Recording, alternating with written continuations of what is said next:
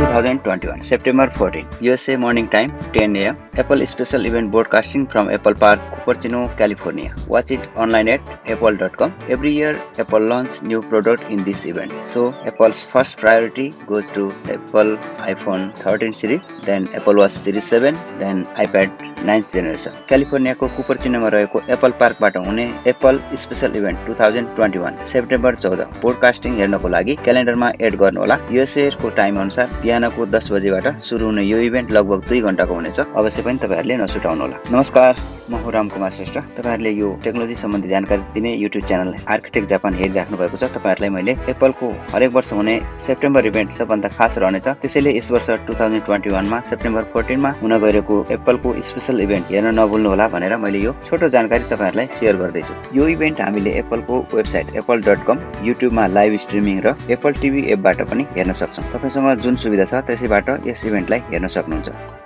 यो इभेन्टमा एप्पलको new product Apple watch series 7, iPhone 13 series, iPad 9 generation र एयरपोर्ट्स 3 को बारेमा जान्न सक्छौं। तपाईहरु पनि एप्पलको प्रोडक्ट प्रयोग गर्नुहुन्छ र त्यसबारे इन्ट्रेस्ट राख्नुहुन्छ भने यो इभेन्ट तपाईको लागि इन्ट्रेस्टिङ हुनेछ। So guys, watch this event in YouTube और Apple TV app and Apple's official website. साथीहरु, यो हेर्नुभयो एप्पलको 2021 इभेन्टको केही जानकारीहरु। पक्कै पनि तपाईहरु यो इभेन्ट हेर्नको लागि एक्साइटेड हुनुहुन्छ। अब 5 दिनपछि हुन गइरहेको एप्पलको यो स्पेशल इभेन्ट हेर्नको लागि केही समय प्रतीक्षा गर्नुहोला। तपाईहरुलाई यो जानकारी कस्तो लाग्यो अवश्य पनि कमेन्टमा लेख्नु होला र तपाईहरुले अपेक्षा गर्नुभएको आइफोनको के मोडलहरु र अन्य प्रोडक्टहरु बारे तपाईको विचार के छ, राय, सुझाव, सल्लाह कमेन्टमा अवश्य लेख्नु होला। हस्त यो भिडियोबाट म भने बिदा चाहन्छु। तपाईहरु भने च्यानललाई फलो गर्दै रहनु होला। तपाईहरुको दिन शुभ रहोस्। Have a nice day. Bye bye.